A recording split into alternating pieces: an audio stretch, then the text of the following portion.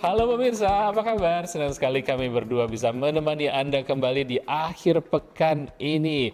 Mungkin semuanya sedang sibuk di akhir pekan, banyak rencana, tapi luangkan waktu Anda untuk bersama kami Ya. untuk menyaksikan reportase weekend bersama saya, Ian Umar. Dan Ariadne Budianto dari studio VOA di Washington DC. Nah, bagaimana akhir pekan Anda? Apakah semua rencana sudah bisa terjalankan ya? Ya. Jalan ya, selesai, lancar. Dan kalau misalnya kita sendiri, ini kan lagi demam cherry blossom. Oh, musim seni. Disempat-sempatkan Ya. untuk datang ke situ walaupun berdesakan di antara ribuan bahkan jutaan turis yang membanjiri Washington DC pada saat musim semi, pemirsa. Kamu sempat nggak? Sempat sedikit ngelewatin sebenarnya, tapi begitu melihat banyak turis, aduh ntar dulu deh. Tentunya Setiap tahun. ada cerita seperti itu juga Ya. di reportase weekend kali ini. Seperti berikut ini. Musim semi di Washington DC identik dengan pohon sakura. Jutaan turis datang untuk melihat peristiwa mekarnya bunga-bunga sakura setahun sekali ini. Sayangnya, pohon-pohon sakura ini mulai terdampak perubahan iklim. Para penerima beasiswa LPDP di Amerika Serikat dan Kanada yang tergabung dalam komunitas Mata Garuda Amerika berkumpul di Washington DC untuk networking alias berjejaring. Acara ini digelar untuk meningkatkan kolaborasi demi kontribusi positif terhadap tanah air. Berjalan kaki selama 7 hari adalah kompetisi sehat yang digagas Give Light Foundation, organisasi nirlaba di San Jose, California. Yayasan yang mengelola sejumlah panti asuhan di 14 negara termasuk Indonesia ini menggalang dana melalui Walkathon atau lomba jalan kaki Global Walk yang dapat diikuti secara virtual.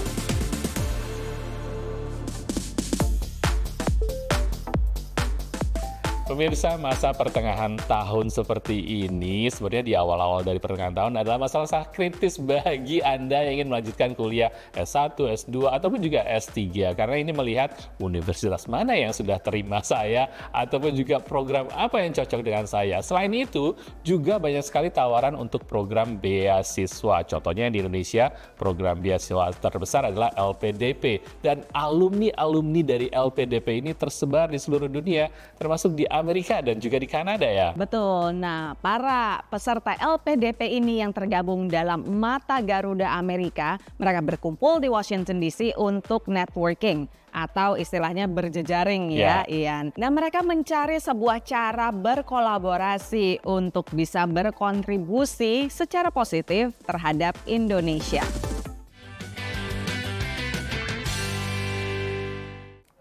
Ratusan penerima beasiswa LPDP dan mahasiswa Indonesia di Amerika mengasah kemampuan berjejaring mereka di acara Mata Garuda Day di Washington DC pertengahan Maret lalu. Ini sebenarnya untuk kita belajar bagaimana kita mendapatkan insight dari para pakar, bagaimana kita dapat insight dari para rekan-rekan peserta-peserta lainnya. Karena masing-masing datang dari berbagai jurusan berbeda, mereka datang juga dari background profesi masing-masing. Saya bisa mendengarkan lebih banyak dan juga membuka insight-insight baru terhadap hal-hal yang belum pernah saya pelajari, khususnya seperti hari ini misalnya saya belajar tentang pentingnya bernegosiasi. Mata Garuda Day adalah acara tahunan kedua Mata Garuda Amerika, organisasi yang dibentuk atas inisiatif para penerima beasiswa dan alumni LPDP di AS dan Kanada. Ya, kegiatan kita setahun ini banyak banget. Dimulai dari yang in person adalah tahunannya Mata Garuda Day. Besok kita ada site visit juga ke area Washington DC. Kalau sebelum-sebelumnya kita ada kegiatan online, kayak misalnya Bicara Indonesia, kemarin kita ngebahas Election Day. Bicara Amerika, kita ngebahas karir di lembaga internasional. Terus juga kegiatan kemarin dengan teman-teman Permias DC juga ada kunjungan ke World Bank. Ini menjadi ajang yang baik untuk melting pot, untuk saling mengenal. Tidak hanya sesama award di LPDP, namun juga dengan pengambil kebijakan di Washington DC, di Amerika Serikat, dan sekarang ini kebetulan ada narasumber dari Bank Dunia, IMF, dan juga dari PTRI New York. Kemampuan berjejaring juga dianggap krusial oleh Inalim, pemerhati dan konsultan pendidikan. Peluang di luar negeri itu besar untuk mengambil langkah. Ya, untuk bisa berinovasi yang paling penting supaya mengangkat derajat negara kita untuk naik ya ekonominya supaya lebih berbasis inovasi. Karena selama ini kita masih belum ke level sana ya, ekonomi yang berbasis inovasi. Sedangkan inovasi itu memang lahirnya dari kolaborasi yang radikal. Nah, disinilah pentingnya berjejaring tadi. Entitas pemberi beasiswa lain seperti Fulbright dari AS dan Chevening dari Inggris sudah jauh lebih dulu memupuk jejaring para alumninya. Keberadaan organisasi alumni itu lantas menjadi wadah kolaborasi yang kerap saling mengangkat kesuksesan para anggotanya. Mata Garuda, yang organisasi induknya sudah berdiri sejak 2015, memiliki cita-cita yang sama. Setiap tahun, pemerintah Indonesia menyisihkan 20% anggaran pendidikan dari APBN untuk dana abadi yang dikelola LPDP. LPDP sempat menjadi topik hangat pemberitaan media, termasuk soal penerima beasiswa yang tidak kembali ke tanah air, skema pinjaman pendidikan seperti di Amerika yang masih dikaji, serta wacana penghentian sementara dana LPDP yang telah ditolak Komisi 10 DPR. Terlepas dari polemik, antusiasme warga untuk mendaftar beasiswa LPDP semakin tinggi. Pada tahap pertama tahun ini, jumlah pendaftarnya mencapai 20.260 orang, rekor terbanyak sejak berdirinya LPDP. Dari Washington DC, Bani Rahayu, VOA. Berjejaring atau networking merupakan sebuah konsep yang sangat lazim diterapkan di Amerika Serikat. Pemirsa, tidak hanya mahasiswa penerima beasiswa baik di Amerika Serikat maupun yang datang dari luar negeri, tapi juga para alumni atau para lulusannya. Mereka aktif mengadakan kegiatan berjejaring. Selain untuk mencari solusi atau mencari sebuah kolaborasi, mereka juga menawarkan apa yang bisa mereka bagikan atau share terhadap kampus dan juga adik-adik kelasnya. Iya, benar sekali. Saya merasakan sendiri ya begitu. Anda juga di sini kuliah S2. Ya. Kata-kata networking itu langsung menjadi kultur dari sejak masuk sampai sekarang. Betul. Dengan alumni sampai saat ini pun masih kami mendapatkan email-email untuk networking bersama alumni-alumni dari sekolah kami gitu kan. Dan itu sudah biasa memang. Dan itu memang untuk meningkatkan kolaborasi dan juga meningkatkan jenjang karir kita. Dan pemirsa, masih banyak liputan lainnya. Jangan kemana-mana, stay tune terus di Reportase Weekend.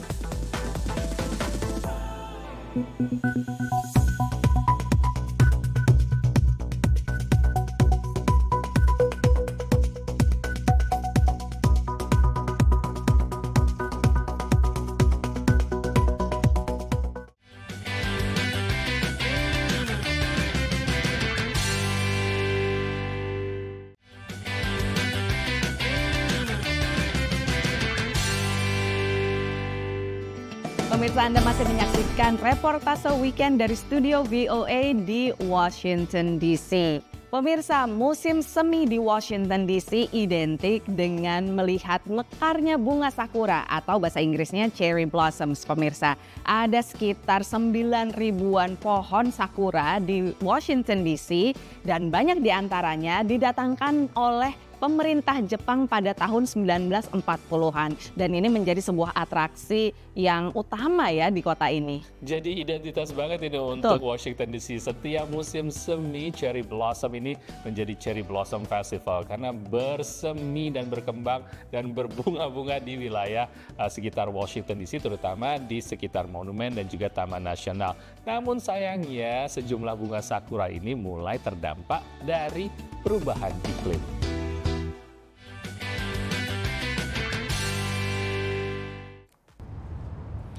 Ibarat lukisan, musim semi di Washington DC ditandai dengan mekarnya ribuan pohon sakura. Hadiah dari Jepang pada 1912, pohon sakura menarik minat tidak hanya turis domestik. I've been coming here for years. My father used to bring me here. Bunga sakura juga menarik turis mancanegara. She wanted to see the cherry blossoms in bloom. And I mean just nature at its best. Puncak mekarnya bunga sakura di Washington DC biasanya terjadi pada bulan April. Namun tahun ini, pohon sakura mekar cepat pada pertengahan Maret dengan durasi lebih pendek.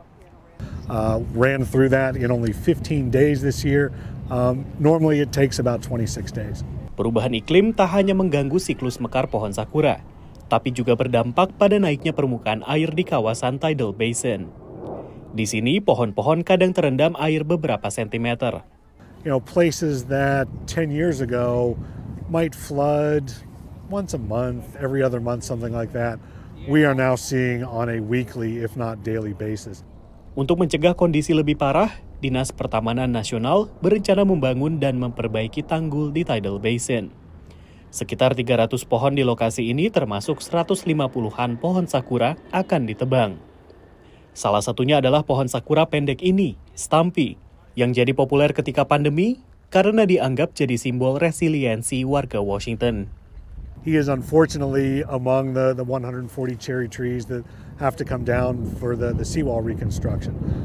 All of the trees that come down will have second life on the National Mall. Namun banyak warga yang sedih akan keputusan tersebut. Sebuah petisi untuk memindahkan Stumpy ke Arboretum Nasional telah ditandatangani lebih dari 450 orang. Stumpy juga rencananya akan di-cloning. Tapi orang ingin melihat Stumpy untuk terakhir kali. I know that they said that they're gonna clone him or they're gonna try to replace him or whatever, but I don't think it'll be the same. Sementara pengunjung lain khawatir akan dampak nyata perubahan iklim. Of course, I think it's so sad and hard seeing how much climate change is really impacting us with this early bloom and with the ways that we can see the sea starting to take bites out of the city. Renovasi tanggul di Tidal Basin akan berjalan selama 2 tahun. Musim semi 2024 dimulai setelah tahun 2023 dicatat sebagai tahun terpanas sepanjang sejarah. Suhu panas ini menyebabkan musim semi datang lebih awal, tak hanya di Amerika Serikat namun juga Jepang dan Meksiko.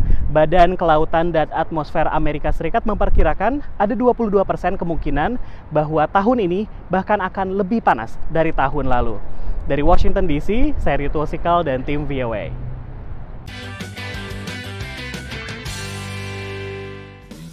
Stumpy, wah saya sendiri nggak sempat foto-foto kemarin pemirsa karena udah keburu diangkut ya ketika saya datang ke Tidal Basin itu. Tapi ini menarik sekali bahwa sebuah pohon yang semoga akhirnya bisa di-cloning ya nantinya ya kalau misalnya nggak bisa dipindahin aja gitu ya.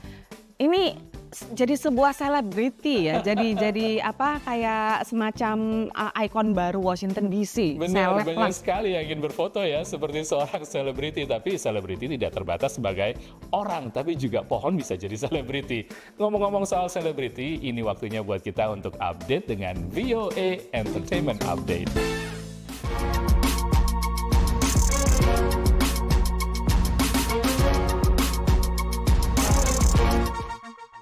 Hey guys, welcome to VOA Entertainment Update, your one-stop shop for everything pop.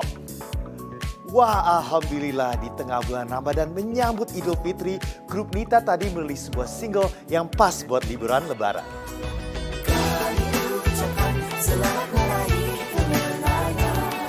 Grup vokal Nita tadi kembali memukau para fans dengan single terbaru berjudul Meraih Kemenangan yang cocok dengan suasana Lebaran. Terdiri atas 4 vokalis ikonik Indonesia, Hedi Yunus, Rita Effendi, Neta Kusuma Dewi, dan Roni Waluya, Nita tadi kembali bekerja sama dengan indie record label Geronimo Records, yang sebelumnya juga pernah merilis single mereka, Kawan dan Dunia Cinta. Ya, kebetulan alhamdulillah lagu ini diciptakan oleh saya waktu itu tahun 2022 ya. Kita bikin cuman refnya aja. Nah, alhamdulillah di tahun sekarang beride untuk membuat lagu ini dengan penuh. Jadilah Meraih Kemenangan dinyanyikan oleh Nita tadi. Alhamdulillah. Ya prosesnya juga cepat banget ya, maksudnya ketika ide itu ada, waktunya pas, kita ngumpul 1 hari, take vokal, terus kita bikin video juga, syuting untuk video liriknya sekalian. Pokoknya sama Geronimo semua deh. Meraih Kemenangan pas banget untuk playlist Hari Raya Idul Fitri. Guys, selain dengerin musik, nonton film komedi pas banget untuk musim liburan. Nah, baru-baru ini komedian superstar Kevin Hart baru saja menerima penghargaan bergengsi The Mark Twain Award. It is my great honor to present the 2024 Mark Twain Prize for American Humor to Kevin Hart. Nama Kevin Hart tercantum di sejarah dunia komedi setelah menjadi penerima penghargaan The Mark Twain Prize for American Humor ke-25 di teater ikonik ibu kota Amerika Serikat, The Kennedy Center, Washington DC. You can't, create these moments and foresee them happening. So when they do, it's special. So this is a special one. One of course that I'll hold on to. Ajang ini dipenuhi oleh pelawak dan selebriti papan atas termasuk Jerry Seinfeld, Chris Rock, Dave Chappelle, dan George Wallace. You've got to keep laughter in your life, and that's what this is all about. The Mark Twain Award, all about funny. And that's what Kevin is all about. New Music Alert, Queen Bee baru saja merilis sebuah album yang mewujudkan dunia musik. Penyanyi pop legendaris Beyonce terjun ke genre country music dengan album terbarunya Cowboy Carter. Banyak musisi dan penggemar country music menyambut kedatangan Beyonce di dunia country, terutama karena bisa menunjukkan sejarah dan kontribusi warga Afrika Amerika di genre ini yang sering terlupakan. Beyonce's success in country music is shining a light on the history of Black folks in country music, in our creation, our contribution to the genre, in our being listeners and avid audience members of country music, and we have been there from the start and we're still there. So I was excited to see her do something that Black people created, and she's taking it back and, putting more light on Black artists who are country artists and, who aren't getting enough credit. Album ini adalah hasil kolaborasi bersama berbagai artis country dan pop ikonik termasuk Dolly Parton, Willie Nelson, Stevie Wonder, Miley Cyrus, dan Post Malone. Wow, I can't believe Beyonce is in a country phase and I'm all for it. Oke, sekian dulu dari VOA Entertainment Update. Saya Gandhira Pratama signing out dari studio VOA di Washington DC. I'll see you next time.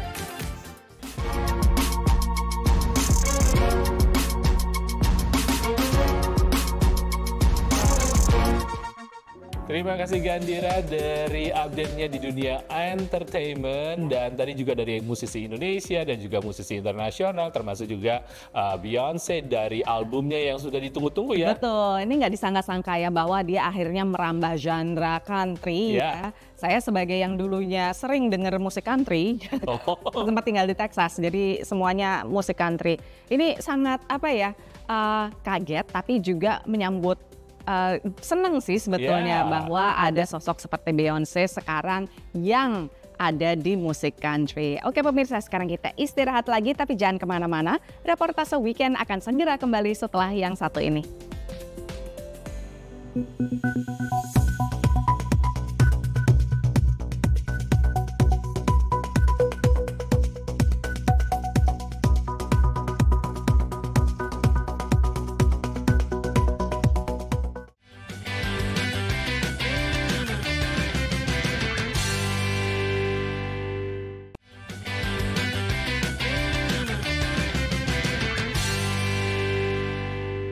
Pemirsa, Anda masih bersama Reportase Weekend. Olahraga bisa dilakukan di mana saja dan harus ada motivasinya. Bagaimana kalau misalnya kita berjalan kaki selama 7 hari, berpartisipasi di sebuah ajang yang disponsori oleh Give Life Foundation, dan ini juga berolahraga sambil beramal loh. Betul, ini adalah sebuah yayasan yang beroperasi di 14 negara pemirsa termasuk Indonesia. Mereka mengadakan sebuah acara namanya Global Walk. Dan ini bisa diikuti juga secara virtual. Dan ini uangnya yang terkumpul disumbangkan kepada panti asuhan ya di 14 negara tersebut termasuk juga Indonesia. Terkumpul sekitar 250 juta kali ini.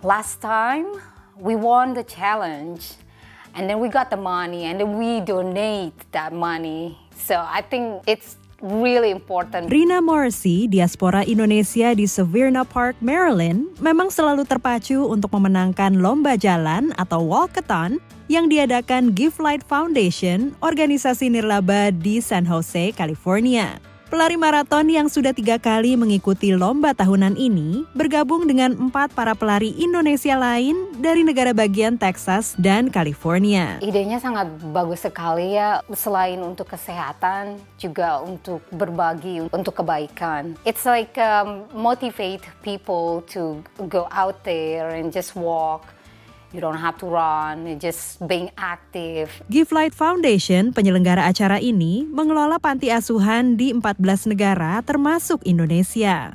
Global Walk bertujuan mengumpulkan dana bagi anak-anak yatim piatu penghuni panti-panti asuhan tersebut. Sebelum pandemi, event ini diadakan secara in-person atau langsung, diikuti sekitar 500 peserta. But because of COVID, the whole world changed and we had to adapt, right? So the idea is to create excitement and engagement where people can just walk or run, and we have actually participants from all over the world. So that's the idea, to just bring people together for something healthy and meaningful. Ini adalah tahun keempat Give Light Global Walk diadakan secara virtual atau daring, diikuti 52 tim yang terdiri dari 5 anggota. Selain dari AS, pesertanya juga berasal dari berbagai negara, termasuk dari panti asuhan yang dikelola Give Light Foundation. Setiap hari selama seminggu, peserta berlari atau berjalan sejauh mungkin hingga tenggat waktu, yaitu tengah malam, di mana setiap tim harus melaporkan total jaraknya. Mereka berusaha mengumpulkan jarak tempuh dengan berbagai cara, seperti berjalan di dalam mall atau treadmill apabila cuaca tak memungkinkan. Dian Alian, pendiri Give Light Foundation yang rutin berjalan sejauh 10 km setiap hari, mendorong dirinya untuk mencapai 110 km selama 7 hari. And then it's amazing what you can actually do once you sort of crash that limitation in your own mind. Iman Haq bahkan menetapkan target 40 km setiap hari untuk memenangkan kompetisi di antara tim remaja, walaupun memotivasi diri diakuinya tak mudah. It's been a little hard, but it's for the better cause, and also it's better for me. So I just push myself and all will be okay. And it also creates a sense of gratitude for me. It makes me feel better knowing that I'm helping others. Hal senada juga disampaikan Dina Ali yang mencoba berjalan 8 hingga 16 km setiap hari. And having this walkathon is a reminder that we are trying to help people around the world, orphans specifically, who often go without. And having these homes is a way for us to give them as much as we can. Global Walk membuka kesempatan bagi perusahaan atau individual yang ingin memberi donasi, mendukung kelompok yang berkompetisi. Tahun lalu, para peserta berjalan sejauh 15.000 km dan berhasil mengumpulkan dana sebesar $16.000 atau sekitar 250 juta rupiah. When we share our blessings, honestly, that blessing will magnify. Dari San Jose, California dan Severna Park, Maryland, tim VOA.